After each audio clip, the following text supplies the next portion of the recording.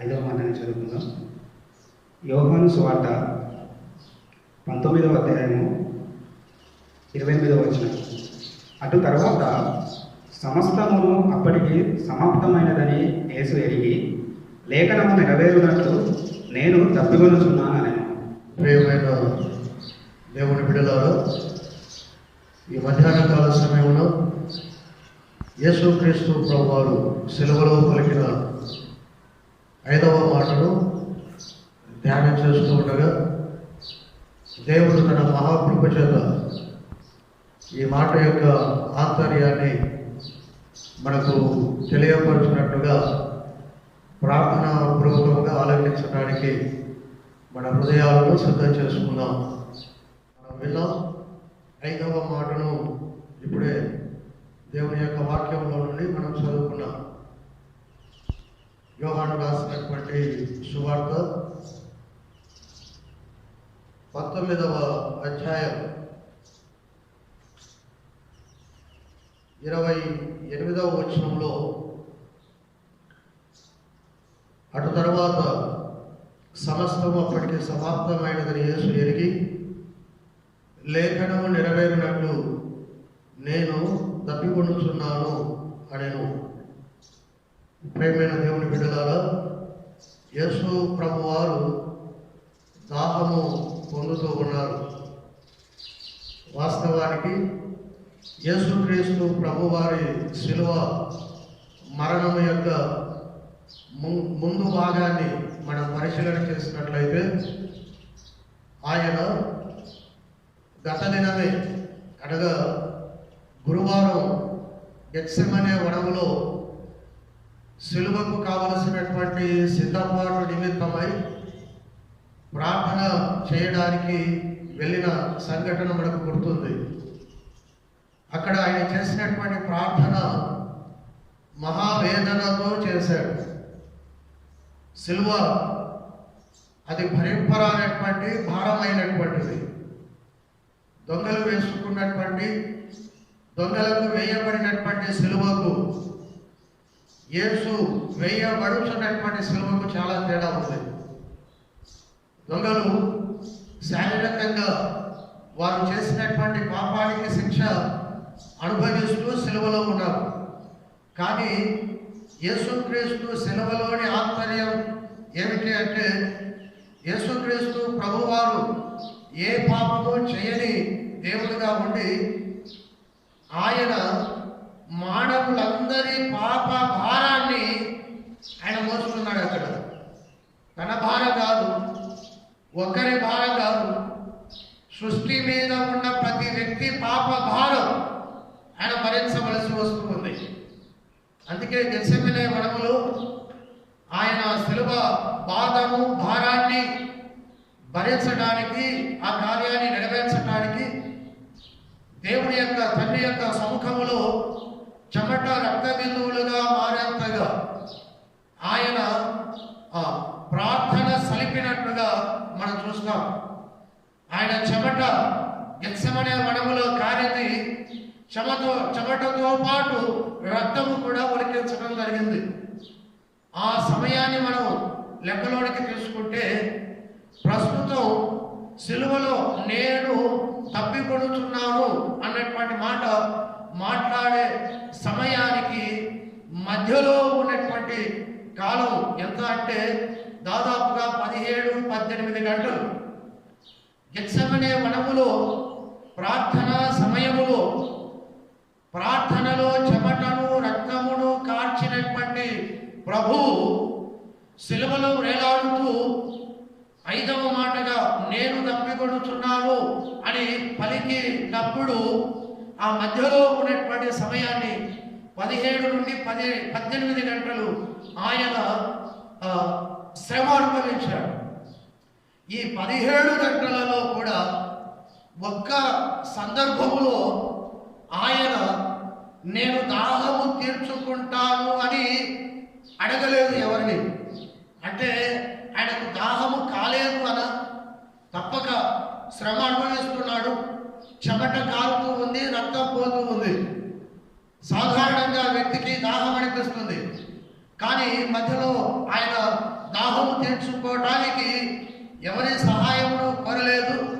ఎక్కడో తన యొక్క శిలువ ప్రయాణమును, తన శిలువ అర్పణను ఆపు చేయలేదు అని ఈ యొక్క మధ్యాహ్న కాల సమయంలో ప్రభు పేట సవినయంగా మనవి చేస్తూ ఉన్నాం. ఉదయకాలం నుండి ఆయన శిలువ యాత్ర ప్రారంభమైంది. గెత్సెమనే వనములో ఆయనను పట్టుకున్నారు.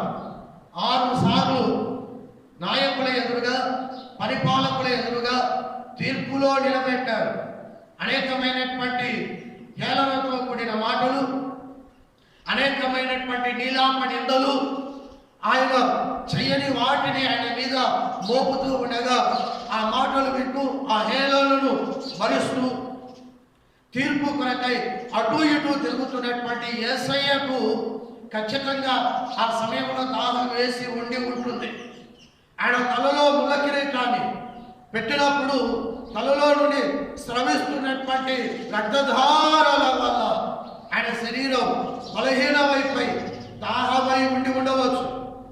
ఆయనను ఆ యొక్క శిలువ యాత్రను ప్రారంభించినప్పుడు యెరూషలేము వీధులలో ఆయనను తీసుకొని వెళ్తూ, ఈడ్చుకొని వెళ్తూ కొరడాలతో ఆయన వీపుడు కొట్టినప్పుడు, ఆ కొరడాలు ఆయన వీపుడు తాకినప్పుడు ఆ కొరడాలలో ఉన్నటువంటి ముళ్ళు ఆయన వీపు వెనకాల ఉన్నటువంటి శరీరాన్ని, మాంసాన్ని అలాగే పట్టి పెరుక్కొని బయటికి వచ్చి పడుతూ ఉన్నప్పుడు కారిన రక్తధారల వల్ల ఆయనకు తప్పనిసరిగా దాహమై ఉండవచ్చు. దేవుని యొక్క వాక్యం సెలవిస్తుంది. మార్కు సువార్త 15వ అధ్యాయం 25వ వచనంలో దేవుని వాక్యం సెలవిస్తుంది. ఆయన ఉదయం రమారమి 9 గంటలకు సిలువ వేయబడెను అని చెప్పబడి ఉంది. 9 గంటల నుండి నాకు దాహం అవుతున్నది అని పలికినప్పుడు 3 గంటల సమయం అయింది. చూడండి ప్రియులారా, గత రాత్రి నుండి ఆ మరుసటి రోజు మిట్ట మధ్యాహ్నం 3 గంటల వరకు కూడా ఆయన శ్రమ పడుతూనే ఉన్నాడు. చెమట కారిపోతూనే ఉంది, రక్తం ఆయన శరీరం మీద నుండి కారుతూనే ఉంది. కానీ ఆయన ఎక్కడ దాహం అని అడగలేదు. కానీ ఇదిగో ఈ 5వ మాట వచ్చినప్పుడు ఆయన నాకు దాహం అవుతుంది అని అడిగాడు. కాబట్టి ఇక్కడ ఆయన చెప్పినటువంటి మాటలోని ఆంతర్యాన్ని మనము తప్పక ధ్యానించాలి. ఇది కేవలం శరీర సంబంధమైనటువంటి దాహము కాదు అనేటువంటి మాటను నేను మీకు జ్ఞాపకం చేస్తున్నాను. ఆయన అన్నాడు, యోహాను సువార్త 19వ అధ్యాయం 28వ వచనంలో, అటు తర్వాత సమస్తము అప్పటికి సమాప్తమైనదని యేసు ఎరిగి లేఖనము నెరవేరునట్లు నేను దప్పికొనుచున్నాను అన్నాడు.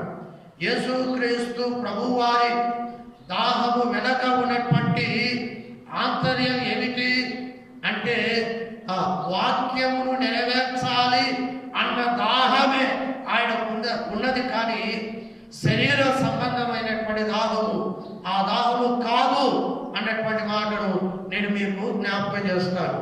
సిలువలో అంతగా శ్రమ పడుతూ ఉన్నప్పటికీ ఒక్కసారి కూడా దాహం అడగని యేసు ఎందుకు ఈ యొక్క సమయంలో నాకు దాహమవుతున్నది అని అడిగాడు అంటే, నాకు దాహమవుతున్నది అని అడిగాడు అంటే దాని అంతరార్థం ఆయన చెప్పకనే చెప్పాడు. అది ఏమిటి అంటే, సిలువ శ్రమలలో ఒక పని ఆయన నెరవేర్చవలసి ఉంది. అదేమిటి అంటే, లేఖనము నెరవేరునట్లు యేసు దాహము పొందవలసిన వాడై ఉన్నాడు. లేఖనము నెరవేరునట్లు. కాబట్టి యేసుక్రీస్తు ప్రభువారి యొక్క దాహం ఏమిటి అంటే, లేఖనాల నెరవేర్పు అన్న దాహం ఆయన సిలువలో అనుభవించాడు అని మొదటిగా మనము జ్ఞాపకం చేసుకోవాలి. కీర్తనల గ్రంథం 69వ కీర్తన 21వ వచనంలో మనము చదువుకున్నట్లయితే అక్కడ రాయబడినటువంటి మాట, వారు చేతును నాకు ఆహారముగా పెట్టిని, నాకు దప్పి అయినప్పుడు చిరకను త్రాగనిచ్చిరి అని దేవుని యొక్క వాక్యంలో రాయబడి ఉంది. యేసుక్రీస్తు ప్రభువారు సిలువ వేయబడక మునిపే ఆయన జననం ఈ భూమి మీద జరగక మునిపే కొన్ని వందల సంవత్సరాల క్రితం యేసుక్రీస్తు ప్రభువారు ఆ సిలువ వేయబడినటువంటి సందర్భంలో ఆయన చేదును దాహముగా పొందుకోవాలి అన్నటువంటి లేఖనము రాయబడి ఉంది. కాబట్టి అంత భయంకరమైనటువంటి సిలువ యాగము చేస్తూ ఆయన యొక్క అంతరంగం, ఆయన యొక్క మనస్సు లేఖనాల వైపు తరచి ఆలోచిస్తున్నట్లుగా, చూస్తూ ఉన్నట్లుగా, నెరవేర్చుటకు దాహము పొందినట్లుగా దేవుడి యొక్క వాక్యంలో మనం చూడగలుగుతూ ఉన్నాం. నిజానికి దేవుడు ఎంత గొప్పవాడో ఆలోచన చేయాలి. ఆయన దాహం లేఖనాల నెరవేర్పు, ఆయన దాహం లేఖనాల నెరవేర్పు. మత్తయి సువార్త 5:17 ప్రభు చెప్పారు, లేఖనములను నెరవేర్చుటకే వచ్చింది కానీ కొట్టివేయుటకు నేను రాలేదు అన్నాడు. కాబట్టి సిలువ లాంటి విపత్కరమైనటువంటి పరిస్థితుల్లో, శక్తి పోతూ ఉన్నటువంటి పరిస్థితుల్లో, ప్రాణం కొంచెంగా పోతూ ఉన్నప్పటికీ యేసుక్రీస్తు ప్రభువారు దేని కొరకు దాహము కొన్నాడు అంటే దేవుని వాక్యము నెరవేర్చుట కొరకు ఆయన దాహము కొన్నట్లుగా దేవుని యొక్క వాక్యము మనకు తెలియపరుస్తూ ఉంది. 22వ కీర్తన 15వ వచనములో రాయబడినటువంటి మాట ఏమిటంటే, నా పదము ఎండిపోయి చిల్ల పెంకు వలె ఆయను, నా నాలుక నా దౌడను అంటి ఉన్నది అన్నాడు. నా బలము ఎండిపోయి చిల్ల పెంకు వలె ఆయను. నిజమే, సిలువలో ఆయన అంత బలహీనుడుగా ఉన్నాడు. ఆయన నాలుక, ఆయన దౌడను అంటుకొని ఉన్నది. కాబట్టి లేఖనములు నెరవేర్చే దాహం యేసుది. శరీర దాహము ఆయనకు అంతగా పట్టింపు లేదు. ఆయన శరీర దాహమును మించిన దాహం యేసు యొక్క అంతరంగములో ఉన్నది అన్నటువంటి విషయాన్ని మనం గమనించబద్దులమై ఉన్నాం. ఆయన దాహం ఏమిటంటే, మొట్టమొదటిగా ఆయన దాహం ఆయన అనుగ్రహించిన వాక్యమును నెరవేర్చుట. ఒక్క మాట చెప్పనివ్వండి, ఈ వాక్యమును నెరవేర్చకుండా యేసుక్రీస్తు ప్రభువారు సిలువలో మరణిస్తే ఆ రక్షణ, ఆ సిలువలో ఆ ప్రభువు చేసినటువంటి ఆ రక్షణ కార్యక్రమం, ఆ బలియాగ కార్యక్రమము మనకు మేలు చేయదు. సిలువలో అర్పింపబడుతున్నటువంటి గొర్రెపిల్ల లోపము లేనిదై ఉండాలి. ఏమాత్రము కూడా ఆ వాక్యమును అసంపూర్ణముగా నెరవేర్చినటువంటి వ్యక్తి సిలువలో మరణిస్తే, సిలువలో బలి అయితే, ఆ వ్యక్తి మరణము ద్వారా, ఆ వ్యక్తి బలి ద్వారా మనకు క్షేమము కలగదు. అందుకే ఆయన సిలువలో దాహము కొన్నాడు. ఎందుకంటే ఆయన బలియాగం పరిపూర్ణమైన బలియాగముగా ఉండాలి. అది పరిపూర్ణమైన బలియాగంగా ఉండాలి అంటే ఆయన పరిపూర్ణంగా దేవుడి యొక్క వాక్యాన్ని నెరవేర్చిన వాడై ఉండాలి. అందుకే మత్తయి సువార్త 5వ ఒక మాట అన్నాడు ప్రభు, ఏమిటంటే, ఆకాశము భూమి గతించునేమో కానీ లేఖనములలో సున్నా కానీ పొలు కానీ తప్పిపోదు అన్నాడు. ఆ విధముగా ఆ సంపూర్ణముగా వాక్యాన్ని నెరవేర్చి బలి అయితే తప్ప మనకు రక్షణ రాదు. కనుకనే ఆయన దాహం ఉన్నాడు. కాబట్టి ఆయన దాహం ఏదో మనలాగా ఆ శిలువ మీద మంచినీళ్లు తాగి తృప్తిగా మరణించాలన్న ఆశ కాదు. ఆయన దాహం ఏమిటి అంటే వాక్యాన్ని నెరవేర్చుట, వాక్యం నెరవేర్చే దాహం.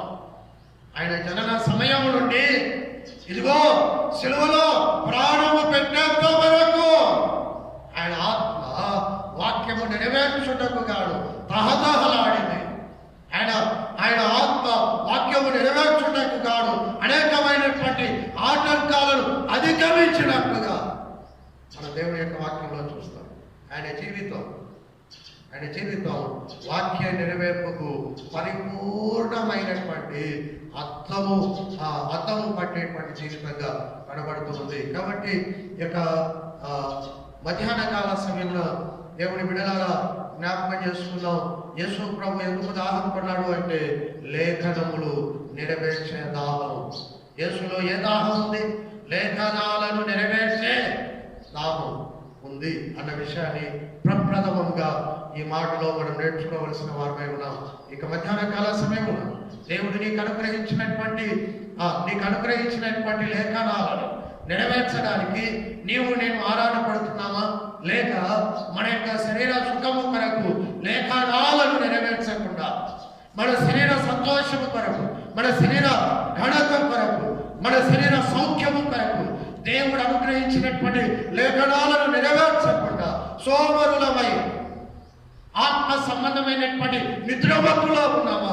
ఒకసారి మనల్ని మనం స్వపరీక్ష చేసుకొని ఇక శుభ శుక్రవారాన్ని నిజమైనటువంటి శుభ శుక్రవారముగా మార్చుకునేటువంటి ప్రయత్నం చేద్దాం. షడ్రక్ మెషక్ అబేద్నెగోలు, దానియేలు అనేటువంటి దైవ బిడల సాక్ష్యాలు మనం విన్నట్లయితే వారు లేఖనం నెరవేర్చుట కొరకు, వారు విగ్రహములకు నమస్కారం చేయకూడదు అనేటువంటి లేఖనమును నెరవేర్చుట కొరకు తమ దేహములను అగ్నిగుండమునకు ఆహుతిగా అర్పించుకునేటువంటి సందర్భం మీకు గుర్తుందిగా. లేఖనం నెరవేర్చుకున్నాడు. వారికి అనుగ్రహింపబడినటువంటి ఉద్యోగాలను త్యజించి ఉద్యోగాలను ఇచ్చి గణపరిచినటువంటి రాజు యొక్క ఆజ్ఞనే తిరస్కరించి సృష్టికి రారాజు అయినటువంటి దేవుడి ఆజ్ఞను, దేవుడి యొక్క వాక్యాన్ని నెరవేర్చుటకు కాదు వారి ఉద్యోగాలను, వారి సుఖాలను, వారి అంతఃపురములను, వారి ఆస్తిపాస్తులను, వారి పలుకుబడిని వారు తృణప్రాయముగా పక్కన పెట్టి వాక్యము నెరవేర్చుకున్నట, వారి దేహాలను అగ్నిగుండములోనికి వేయించుకోవడానికి సమర్పణ కలిగి ఉన్నారు. దేవుని బిడ్డలారా, దేవుడి వాక్యము నెరవేర్చుటకు నీవు నేను ఎంత ఆరాటపడుతున్నావు. దేవుడి వాక్యము కన్నా చాలా మందివి ఉద్యోగ బాధ్యత నెరవేర్చడం విన్నాం అని అనుకుంటున్నాము. దేవుని వాక్యము నెరవేర్చడం కన్నా ప్రతిదినము మన యొక్క పనిపాట్లు చేసుకుంటూ జీవించడమే మేలు అని అనుకుంటూ ఉన్నామేమో. ఇది విశ్వాసికి తగినది కాదు అన్నటువంటి సత్యాన్ని ప్రభువు మనకి ఇక్కడ నేర్పిస్తూ ఉన్నాడు. కాబట్టి 5వ మాటలో మొదటి సత్యం, యేసు ఎందుకు దాహం కొన్నాడు అంటే దేవుడి వాక్యం నెరవేర్పు అనే దాహం యేసులో నిండుగా మెండుగా ఉంది. నీలో నాలో కూడా ప్రభువును నమ్మినటువంటి వారముగా ఆయన వాక్యమును నెరవేర్చాలి అన్న దాహం ఉండాలి. 5వ మాటలో ఉన్న 2వ ఆంతర్యాన్ని మనం గమనించినట్లయితే ఆయన మనస్సులో ఉన్నటువంటి ఆలోచన ఏమిటంటే ఆత్మల రక్షణ అనే దాహం. మొదటిది దైవ వాక్యము నెరవేర్చాలి అన్న దాహం అయితే ఆయన మాటలో ఉన్నటువంటి ఆంతర్యం, 2వ ఆంతర్యం ఏమిటంటే ఆత్మల రక్షణ అనేటువంటి దాహం. దేవుని బిడ్డలారా, యేసుక్రీస్తు ప్రభువారు ఎందుకు దాహం కొన్నాడు అంటే ఆ దాహం కనుక ఉన్న ఆంతర్యం ఏమిటంటే ఆత్మల రక్షణ కొరకు ఆయన దాహం కొన్నట్లుగా ఆయన జీవితం మనకు నేర్పిస్తూ ఉంది. ఉదాహరణకు మనం చూసినట్లయితే యోహాను సువార్త 4వ అధ్యాయంలో మనం గమనించినట్లయితే మీకందరికీ పరిచయమైనటువంటి వాక్య భాగమే.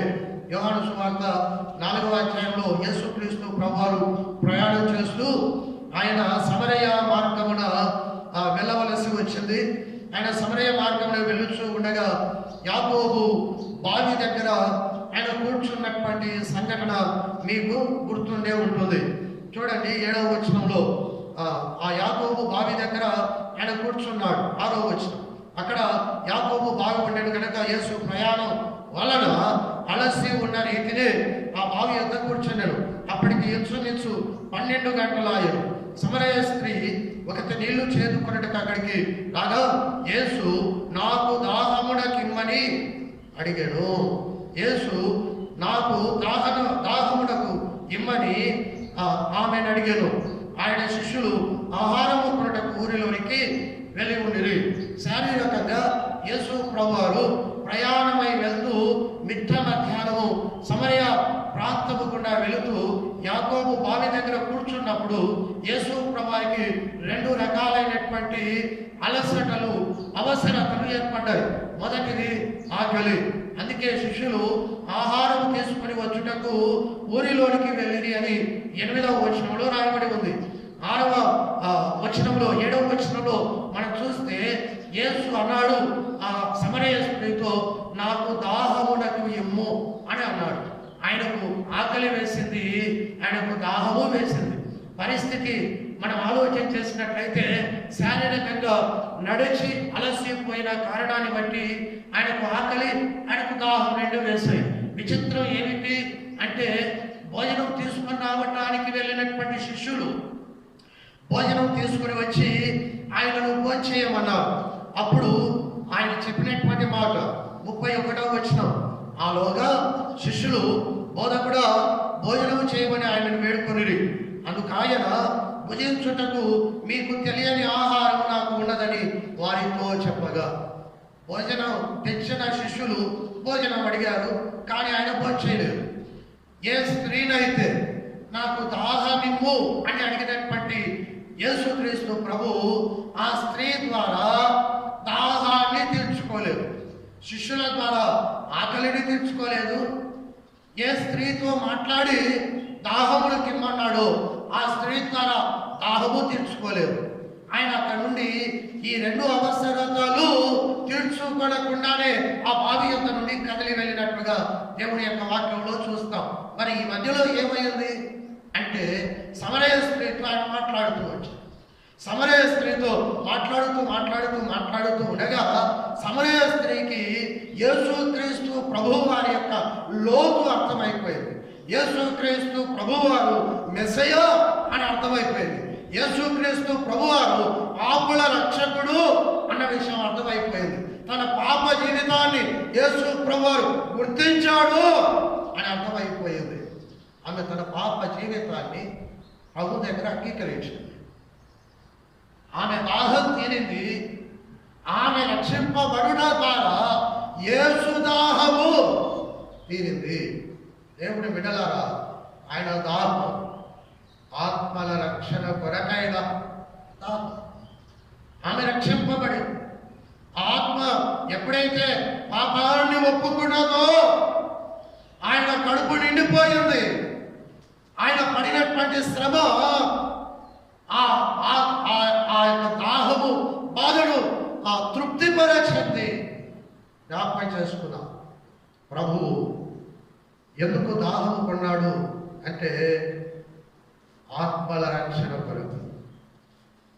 నిజంగా ప్రభువును నమ్మిన విశ్వాసమైతే అన్నపానములు మాని ఆత్మల రక్షణ కొరకు యేసుక్రీస్తు ప్రభువారు అనుగ్రహించినటువంటి ఆజ్ఞను నెరవేర్చడానికి మనం ప్రయత్నం చేస్తూ ఉన్నాము. ఒకవేళ మన మనసాక్షి నీవు అలాగున ఆత్మల కొరకు దాహముగా ప్రయాస పడడం లేదు అని మనకు జ్ఞాపకం చేస్తూ ఉంటే ప్రభు అయిన యేసుక్రీస్తు వారిని మన జ్ఞాపకం చేసుకొని ఆయనలాగా ఆత్మల రక్షణ కొరకు ప్రయాసపడి మనము ఆయన దాహాన్ని తీర్చడానికి దేవుని యొక్క పనిలో ముందుకు సాగుతుము గాక అని నేను మీకు సవినయంగా మనవి చేస్తూ ఉన్నాను. ఆయన దాహం ఆత్మల రక్షణ కొరకైన దాహం. ఆయన దాహం అదే, మరొక ఆలోచన ఆయన మనస్సులో లేదు అనేటువంటి విషయాన్ని నేను మీకు గుర్తు చేస్తూ ఉన్నాను. మూడవదిగా చివరిగా ఒక మాట నేను మీకు జ్ఞాపకం చేస్తాను. లూకాసు వార్త 16వ అధ్యాయంలో దేవుని యొక్క వాక్యం సెలవిస్తుంది. ధనవంతుడు చనిపోయాడు. వాడు యాతన పడిన స్థలాన్ని మనకు అక్కడ దేవుడు రాసి చూపించే ప్రయత్నం చేశాడు.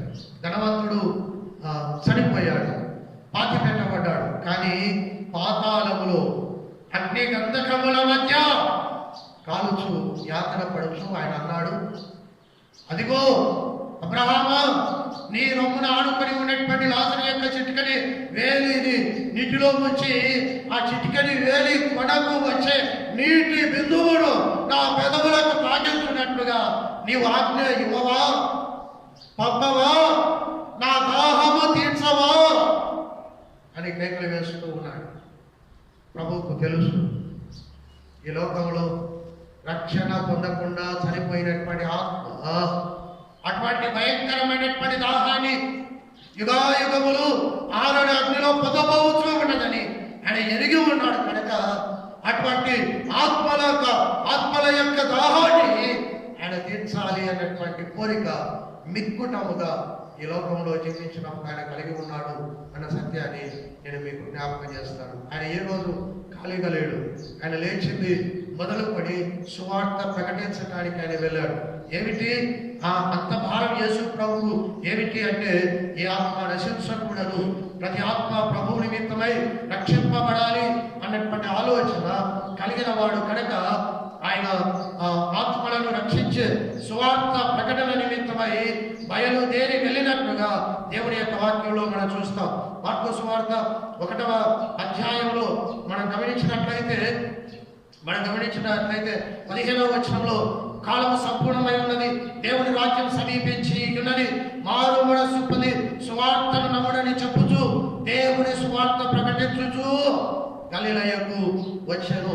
ఆయన ఎందుకు అంత ప్రయాసపడవలసి వచ్చింది అంటే, సువార్త మనిషిని నరకం నుండి నిత్య జీవములోనికి నడిపిస్తుంది కనుక అందుకే ఆయన ప్రయాసపడ్డాడు. అలాగా అదే మార్కు సువార్త 1వ అధ్యాయం 38వ వచనంలో ఆయన అంటాడు, ఇతర సమీప గ్రామములలోనూ నేను ప్రకటించున్నట్లు వెళ్ళుదము రండి, ఇందు నిమిత్తమే కదా నేను బయలుదేరి వచ్చిందని వారితో చెప్పాను. కాబట్టి ఆయన దాహం ఏమిటి? సువార్త ప్రకటించాలి, సత్యాన్ని ప్రకటించాలి, అసత్యము చేత కట్టబడినటువంటి ఆత్మలను విడిపించి నిత్య రాజ్యంలో వారిని వారసులుగా చూడాలి అన్నటువంటి ఆలోచన ఆయన మనస్సు నిండా ఉన్నట్టుగా దేవుని యొక్క వాక్యంలో మనం చూస్తాం. దేవుని బిడ్డలారా, అలాంటి ప్రభువు ఏమాత్రం కూడా ఈ భూమి మీద సుఖమైనటువంటి జీవితాన్ని జీవించకుండా ఆయన తప్పికొన్నట్లుగా ఆత్మల కొరకు వెంపర్లాడినట్లుగా మీకందరికీ తెలుసు కదా. 7వ మాటలో 7 మాటలలో 2వ మాట, నేడు నీవు నాతో కూడా పరదేశంలో ఉందువు అని అన్నాడు. ఎక్కడ? సిలువ దగ్గర కూడా ఆయన ఆత్మల కొరకు ఆరాటపడుతున్నాడు. సిలువలో కూడా ఆయన మొదట పలికిన మాట ఏమన్నాడు? మీరేమి చేస్తున్నారో మీరు ఎరుగరు, వీడిని క్షమించు అని ప్రార్థన చేస్తున్నాడు. ఆత్మల కొరకు ఆయన దాహం కొన్నాడు, ఆత్మల కొరకు ఆయన దాహం కొన్నాడు. అది 2వ సత్యము 5వ మాటలోని 2వ సత్యం అని నేను మీకు జ్ఞాపకం చేస్తున్నాను. ఆ తర్వాత ఒక చిన్న మాట చెప్పి నేను ముగిస్తాను. 3వ సత్యం ఏమిటి అంటే, మొదటి సత్యం దైవ వాక్య నెరవేర్పు కొరకు ఆయన దాహం కొన్నాడు. 2వ సత్యం ఆత్మల రక్షణ ఆయన దాహంగా కలిగి జీవించాడు. 3వ సత్యం ఏమిటంటే, సంపూర్ణమైన స్వచ్ఛమైన వెలను చెల్లించుటయే ఆయన దాహం. సంపూర్ణమైన స్వచ్ఛమైన వెలను చెల్లించుటయే ఆయన దాహం. ఇక 5వ మాటలో ఆయన ఎందుకు దాహము కొన్నాడు అంటే, మన పాపములన్నిటికీ సంపూర్ణమైన స్వచ్ఛమైన వెలను చెల్లించుటకే ఆయన దాహము కొన్నాడు అన్న మాటను మనం జ్ఞాపకం చేసుకోవాలి. యేసుక్రీస్తు ప్రభువారు దాహము కొన్నప్పుడు అక్కడ ఉన్నటువంటి సైనికులలో ఒకడు పరిగెత్తుకుని వెళ్ళి ఒక చిలకను అక్కడ ఉన్నటువంటి గుడ్డిలో ముంచి యేసు ప్రభువారి పెదవులకు అంటించి తాకించి రుచి చూపించే ప్రయత్నం చేశారు. మత్తయి సువార్త 27వ అధ్యాయం 34వ వచనంలో మనం గమనించినట్లయితే, మత్తయి సువార్త 27వ అధ్యాయం 34వ వచనంలో చేదు కలిపిన ద్రాక్షారసమును ఆయనకు త్రాగనిచ్చింది, కానీ ఆయన దానిని రుచి చూచి తాగనొల్లకపోయాను. ఆయన దానిని రుచి చూచి ఇక్కడ విషయం ఏమిటి అంటే దాదాపుగా సిలువ శ్రమ అన్నది మానవుడు భరించుటకు అతి కష్టమైనటువంటి శ్రమ. అందుకే సిలువ వేయబడేటువంటి వారు తమ శ్రమను మరిచిపోవుటకు గాను ఆ దినాలలో ద్రాక్షారసము చేదు కలిపినటువంటి ద్రాక్షారసం అది ఒక విధమైనటువంటి మత్తును సిలువ మోసే లేక శ్రమను అనుభవించే వ్యక్తికి ఇచ్చేస్తుంది. ఆ మత్తు వల్ల ఆ శ్రమ అనుభవిస్తున్నటువంటి వ్యక్తికి శ్రమ అనిపించదు. ఆ మత్తు ఆ వ్యక్తి యొక్క శ్రమను కప్పేస్తుంది. యేసుక్రీస్తు ప్రభువారు దాహము కొన్నారు. వారు ఏం చేశారు అంటే చేదు చిరకను ఆయనకు చేదు కలిపిన ద్రాక్షారసమును ఆయనకు త్రాగనిచ్చని కానీ ఆయన దానిని రుచి చూచి తాగనొల్లకపోయాడు. ఆయన త్రాగలేదు. ఆయన పక్కకు తన తలను తిప్పేసుకున్నాడు. మీకు అర్థం కావడానికి ఒక మాట చెప్తాను. ఎవరైనా హాస్పిటల్కి వెళ్ళినప్పుడు డాక్టరు చక్కగా మరి పరిశీలన చేసి ఒక్కోసారి అవసరమైనప్పుడు ఆ పేషెంట్తో డాక్టర్ చెప్తాడు, అమ్మ ఈయనకు తప్పనిసరిగా సర్జరీ చేయాలి, ఆపరేషన్ చేయాలి అని అంటాడు. వెంటనే మరి ఆ ఆపరేషన్ కొరకు మనము ఏర్పాట్లు చేసుకుంటాం. ఆపరేషన్ థియేటర్లోకి వెళ్ళిన తర్వాత ఏ వ్యక్తి అయితే ఆపరేషన్ చేయించుకోవలసిన వాడుగా ఉన్నాడో ఆ వ్యక్తి మీద వెంటనే కత్తులు తీసుకొని శరీరాన్ని కోయరు. ఆపరేషన్కు ముందు ఆ వ్యక్తికి ఒక ప్రత్యేకమైనటువంటి డాక్టర్ గారు వచ్చి అనెస్థీషియా ఇస్తాడు, మత్తు మందు ఇస్తాడు. ఆ మత్తు మందు ఇచ్చిన తర్వాత మాత్రమే సర్జరీ ప్రారంభమవుతుంది. ఆ వ్యక్తి యొక్క శరీరాన్ని కోయటానికి డాక్టరు ముందుకు వస్తాడు. అనెస్థీషియా ఇవ్వకుండా డాక్టరు సర్జరీ చేయలేడు. ఎందుకంటే శరీరం కోయబడినప్పుడు బాధకు గురైపోయినప్పుడు ఆపరేషన్ చేసుకునేటువంటి వ్యక్తి బాధను భరించలేక ఎటు ఇటు తొలగితే మొదటికే మోసం వస్తుంది.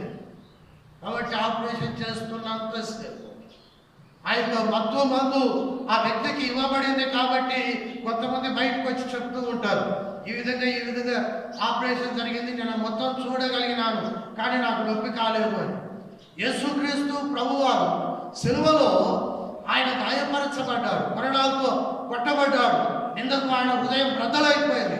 కాబట్టి ఈ వేదన అంతా కూడా ఆయన అనుభవిస్తూ ఆ సిలువలో దాహము కొన్నాడు. కానీ వారు చేదు చిరకని ఇచ్చినప్పుడు దానిని వద్దన్నట్లుగా తన తలను పక్కకు తిప్పేసుకున్నాడు. కారణం ఏమిటంటే మత్తు చేత బాధను మరచిపోయి ఆయన బలి అవ్వటం దేవుని చిత్తం కాదు. నీ పాపానికి నా పాపానికి రావలసినటువంటి శిక్ష యేసు సంపూర్ణముగా ఆ బాధ అంతటిని తన శరీరమందు భరించాడు. దాహం కొన్నది, ఆయన సిలువలో దాహం కొన్నది ఎందుకో తెలుసా? సంపూర్ణమైన స్వచ్ఛమైన వెలను సిలువలో నీ కొరకు నా కొరకు చెల్లించుటకే. ఆయన చిరకను తీసుకోలేదు, చేదు ద్రాక్షారసముని తీసుకొని ఆ మత్తులో నీ నా పాపము ద్వారా అనుభవించవలసినటువంటి బాధను అనుభవించకుండా యాగాన్ని ముగించడం ఆయన చిత్తము కాదు. ఆయన నీ కొరకు చెల్లించే వెలలో, నా పాపము కొరకు చెల్లించే వెలలో అసంపూర్ణత ఇసుమంత కూడా కనబడకుండా ఉండు నిమిత్తమే ఆయన దాహము. కాబట్టి సిలువలో యేసు ప్రభువారు దాహము కొన్నారు అన్న ఆ మాటలోని మూడవ ఆంతర్యం ఏమిటంటే సంపూర్ణమైన స్వచ్ఛమైన వెలను చెల్లించే దాహం. ఆయన మధ్యలో నీ శిక్షను అనుభవించక మరచిన వాడు కాదు. అట్టి వెలను ఆయన సిలువలో చెల్లించాడు. కాబట్టి ప్రియులారా, ఇక 5వ మాట ఆలకిస్తున్నటువంటి మనలో దేవుడి వాక్యము నెరవేర్చాలి అన్న దాహం ఉందా? లేకపోతే ప్రార్థన చేసుకున్నాం, ప్రభువుకు అప్పగించుకున్నాం. రెండవదిగా ఆత్మలను రక్షించాలి అన్న దాహం ఉందా? ఒకవేళ నేను ఒక్కరిని రక్షింపబడ్డాను, ఇక నా జీవితానికి ఇదే చాలు అని చేతులు ముడుచుకొని దేవుని యొక్క ఆజ్ఞను తిరస్కరించి సుఖ సంతోషాలలో మునిగి తేలుతూ ఉన్నట్లయితే ప్రభు దగ్గర క్షమాపణ అడిగి, ప్రభు ఆత్మల దాహం నాకు అనుగ్రహించు అని ప్రార్థన చేస్తున్నాం. చివరిగా ఆయన దాహం ఎందుకొరకు అంటే సంపూర్ణమైన స్వచ్ఛమైన వెలను నీ పాపానికి చెల్లించాలి అన్న దాహం. కాబట్టి అటువంటి దాహాన్ని సెలవులో గడపది ఉండగా నీవు నేను సంపూర్ణమైనటువంటి స్వచ్ఛమైనటువంటి ప్రేమను ఆయనకు భవిష్యత్తు జీవితంలో మనం చూపించే ప్రయత్నం చేస్తాం. అట్టి కృప ఈ మాటను ఆలకించిన మీ అందరికీ దేవుడు దయచేయుగాక. దేవుడి మాటలను మన వినికిడిలో ఆశీర్వదించు.